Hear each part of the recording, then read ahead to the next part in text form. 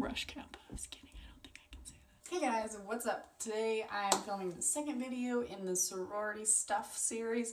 Today I'm talking about the pros and cons of joining a sorority and what things you should consider when you're thinking about going through recruitment. So why join a sorority? That is a super good question. It seems like some people are born to be in a sorority. You know the girls that I am talking about. And then there are people like me who are less born to be in a sorority. So I'm just gonna share my experience and the pros and cons of joining a sorority. So before I dive too far into it, I just want to tell you that my first year being in Kappa was not like the smoothest year.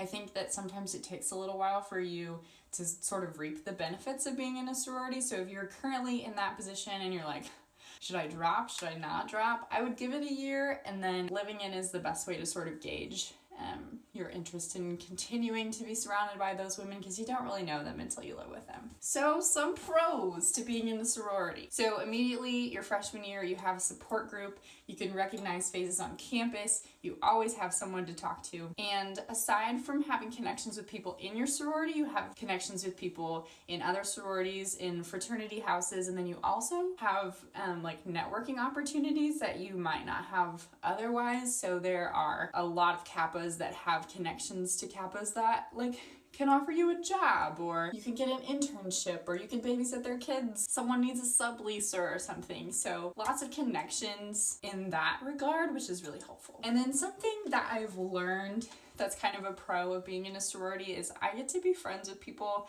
that I never really thought I would be friends with. In high school, people kind of have like a type of people they like to hang out with, and in a sorority you're kind of mixed up with a bunch of different kinds of women with different interests.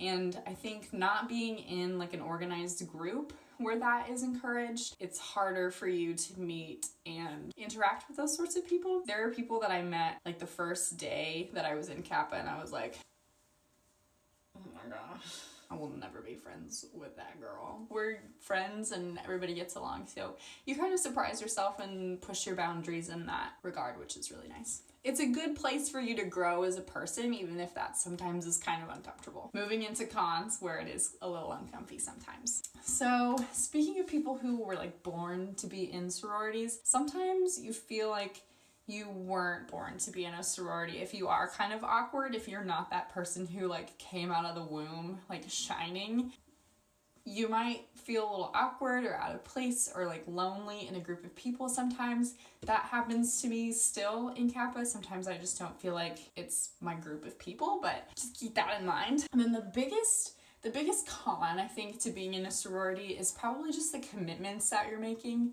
when you are joining a sorority, which are good and bad. So commitments would be like financing. Sometimes sororities are very expensive, especially if your sorority does fine you for not going to events or meetings or whatever. And especially if they do fine you, it's important for you to consider how busy you're going to be. So I know Kappa at K-State does not fine. So if I have a test or a meeting or I need to study, I don't have to go to our sisterhood event. But there are some universities or other sororities, even on our campus, that will fine you for that. So if you know you're going to be really busy, you might consider not joining a sorority for that reason, or just like consider how much money you will be investing in fines. Also, a lot of chapters will require you to live in. This was kind of a drawback for me. I didn't want to live in. I lived in a house my freshman year. It's not as bad as you might think.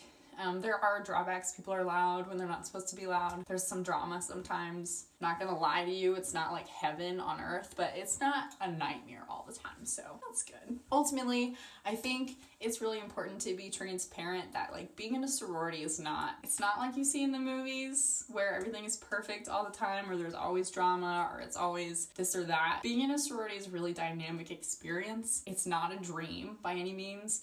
It is difficult. There are standards that you have to meet, there are commitments that you have to uphold, and there are more responsibilities with being in a chapter. But you do, if you do invest in it and you are willing to kind of like brave through those uncomfy moments, even if that uncomfy moment lasts an entire year like it did with me, it can be super rewarding. If you're still on the fence, you can just go through recruitment, and then if you're not feeling it at any time, you can drop. So I would recommend going through recruitment if you're considering it all.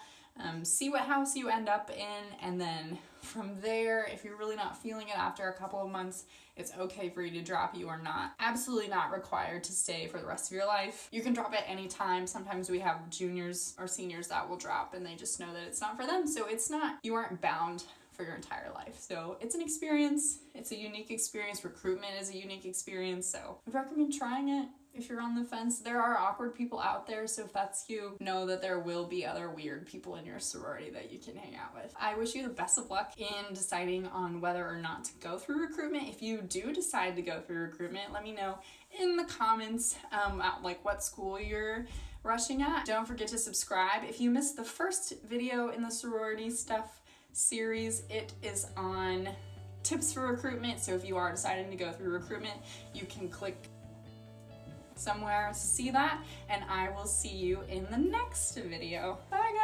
guys!